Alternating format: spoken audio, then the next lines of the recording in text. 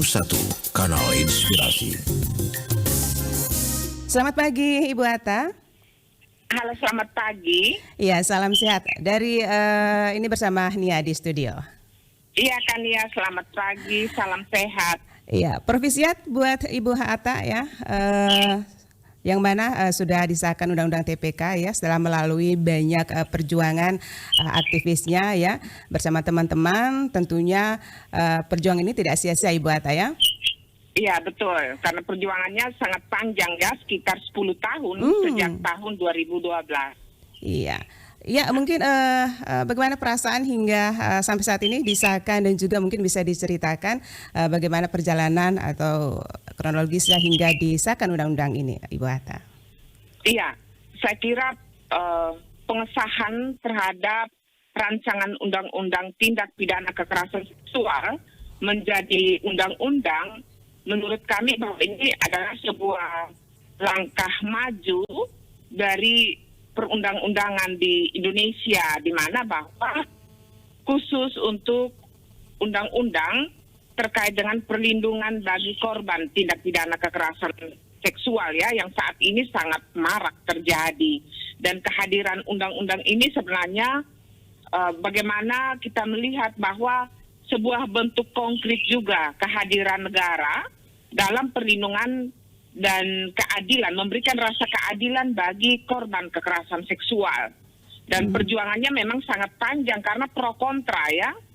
Selama ini belum ada undang-undang yang secara spesifik mengatur tentang kekerasan seksual. Dan perjuangan yang panjang ini pro kontra karena masih banyak fraksi-fraksi di DPR RI yang menyatakan bahwa ini kurang penting, ini sangat menyinggung hal-hal yang pribadi.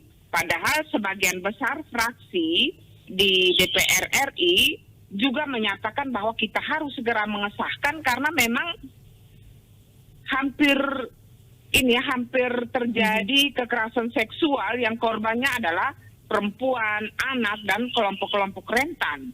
Jadi negara mestinya melindungi para korban ini. Dan kita sangat bersyukur ya, kami juga merasa bersyukur, berbangga, berbahagia karena undang-undang ini bisa disahkan. Seperti itu, Kak.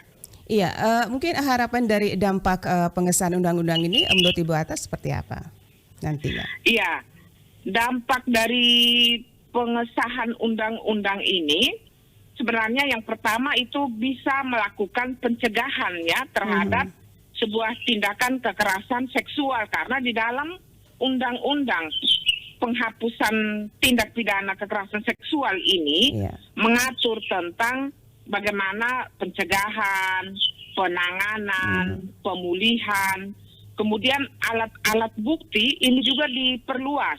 Tidak hanya keterangan saksi secara tertulis, tapi juga secara elektronik yang merupakan alat optik atau yang serupa dengan itu, serta misalnya ada rekening bank juga terkait di sana. Ada juga pemeriksaan rekening bank.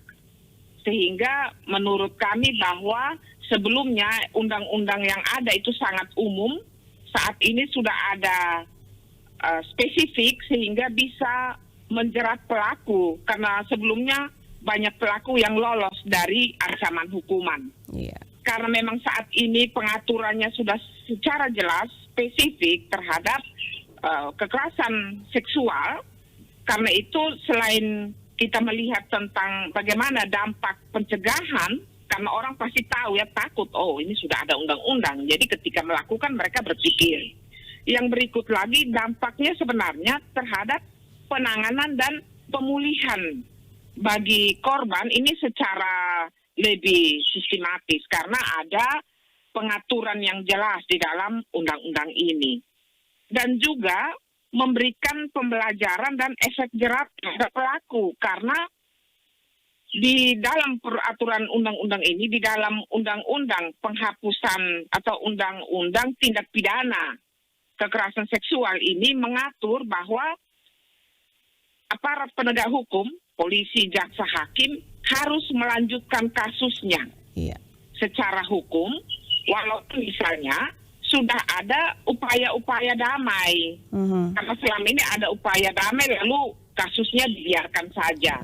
Tapi saat ini undang-undang mewajibkan, walaupun itu upaya damai, tapi harus dilanjutkan secara hukum. Baik. Kemudian hak-hak korban dan keluarga korban itu juga dipenuhi ya, sehingga kita berharap, kami sangat berharapkan supaya harus disosialisasikan secara lebih luas di seluruh Indonesia sampai ke pelosok-pelosok supaya publik bisa mengetahui bahwa sudah ada undang-undang ini. Kemudian harapan kami bahwa semoga undang-undang ini bisa diterapkan. Bukan saja sebuah pembentukan undang-undang yang hanya bisa menambah deretan panjang sebuah peraturan di negeri ini, tetapi harus bisa diimplementasikan. Seperti itu, Kak. Oke, ini Ibu Atta tentunya pada tanggal 12 April 2022 kemarin ya, DPR RI juga sudah mensahkan undang-undang ini dan juga sudah mensosialisasikan tadi yang sudah dijelaskan oleh Ibu Atta tadi ya. Iya. Dan, ini memang tanggal 12 April ini tanggal yang bersejarah di Indonesia. Disahkan undang-undang ini ya Ibu ya? Ya, disahkan undang-undang ini. Baik. Baik. Ini Ibu Atta, menurut Ibu seberapa efektifkah undang-undang ini untuk perlindungan terhadap kekerasan seksual? Iya, menurut saya undang-undang ini akan lebih efektif karena mengatur semua mekanisme dan upaya-upaya perlindungan bagi korban, kemudian bagaimana pemulihannya, lalu juga mengatur tentang upaya perlindungan sementara. Kemudian juga mengatur secara jelas tentang bagaimana penanganan secara terpadu. Jika misalnya dalam pelakunya dalam rumah, pelaku tidak boleh tinggal bersama korban. Jadi ini sangat jelas. Sebelumnya ada aturan tapi sangat umum, sehingga menurut saya ini akan lebih efektif memberikan rasa keadilan dan memenuhi upaya perlindungan bagi korban. Ya, korban akan lebih merasa nyaman. Dan kita juga berharap supaya aparat penegak hukum itu juga bisa memahami undang-undang ini secara baik dan benar, sehingga bisa menerapkan bagi korban. Jadi memang untuk efektifnya menurut saya jauh lebih efektif daripada peraturan perundang-undangan yang selama ini sangat umum ya. Oke. Seperti itu, Kak. Ya, dan ini Ibu Atta, kira-kira implementasinya ini seperti apa ya, Ibu, sehingga bisa satu suara dan satu tindakan, karena kebiasaan kekerasan seksual ini diselesaikan dengan cara adat ya, atau secara kekeluargaan ini. Menurut Ibu Atta bagaimana? Undang-undang ini sudah secara jelas. Jadi ada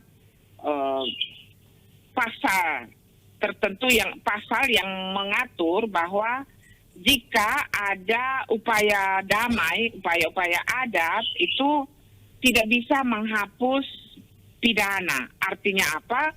Artinya bahwa ketika terjadi kekerasan seksual, polisi wajib hukumnya untuk melanjutkannya secara hukum. Jadi kalau upaya damai itu hanya mengurangi saja, hanya mengurangi hukumannya. Tapi intinya harus tetap diproses secara hukum. Dan bagaimana kita bisa lihat bagaimana bisa mengimplementasikan. Negara Indonesia adalah negara hukum. Ada ketentuan bahwa hari ini disahkan undang-undang, dianggap bahwa seluruh rakyat Indonesia mengetahui bahwa undang-undang ini telah disahkan. Nah, ini konsep hukumnya. Karena itu, karena sudah disahkan dan semua orang wajib tahu, berarti wajib hukumnya juga untuk bisa diimplementasikan, bisa diterapkan. Tidak bisa ada alasan bahwa ini belum ada undang-undang, belum ada aturan pelaksanaan. Ini sangat jelas sudah ada, sehingga harus menjadi dasar hukumnya untuk memproses setiap kasus kekerasan seksual terhadap perempuan, anak maupun kelompok rentan. Oke, dan ini Ibu Atta, kira-kira menurut Ibu Atta ini bagaimana tindakan hukum yang diatur dalam undang-undang ya untuk kekerasan seksual selama ini? Tindakan hukum karena memang kalau sebelumnya ada beberapa undang-undang, misalnya undang-undang perlindungan anak jika itu terhadap anak, lalu ada undang-undang tentang penghapusan kekerasan dalam rumah tangga.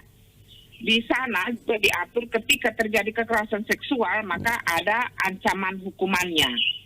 Nah, saat ini ketika ada undang-undang tentang penghapusan atau undang-undang tentang tindak pidana, ya ini kan TPPKS, tindak pidana kekerasan seksual.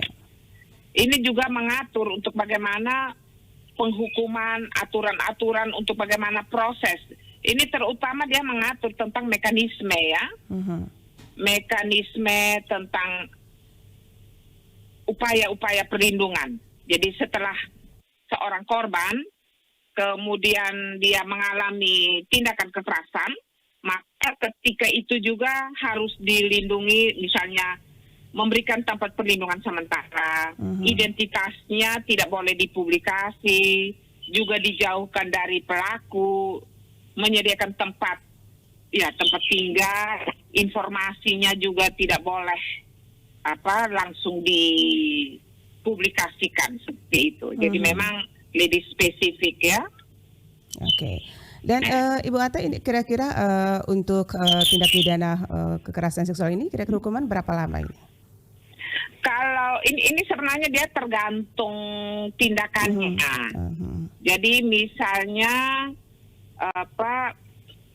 pidana kekerasan seksual, kebetulan saya sedang membukanya, pidana penyiksaan, misalnya penyiksaan seksual. Setiap orang yang melakukan, memudahkan orang lain, membiarkan orang lain, dan atau menyuruh orang lain melakukan penyiksaan seksual, dipidana penjara paling singkat ya, paling singkat 12 tahun. 12 tahun. Paling lama 20 tahun.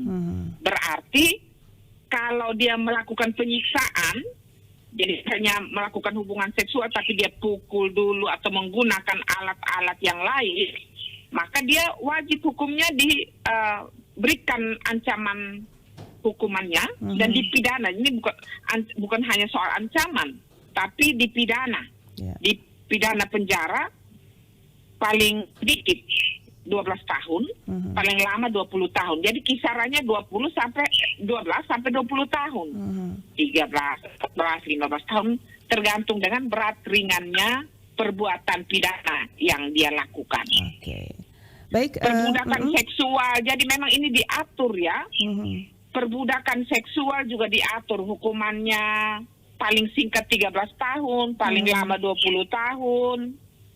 Jadi sesuai dengan perbudakan seksual berarti ini ya, dia dijadikan objek seksual. Iya, baik. Hampir setiap hari dijadikan sebagai objek seksual.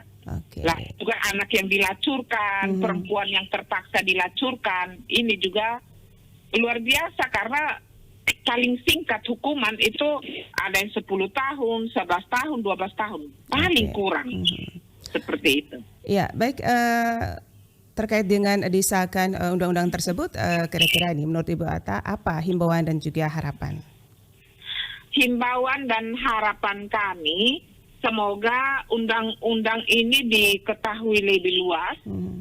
Lalu harapan yang kedua kepada aparat penegak hukum supaya bisa menerapkan undang-undang yang telah disahkan ini. Itu harus ada penerapan.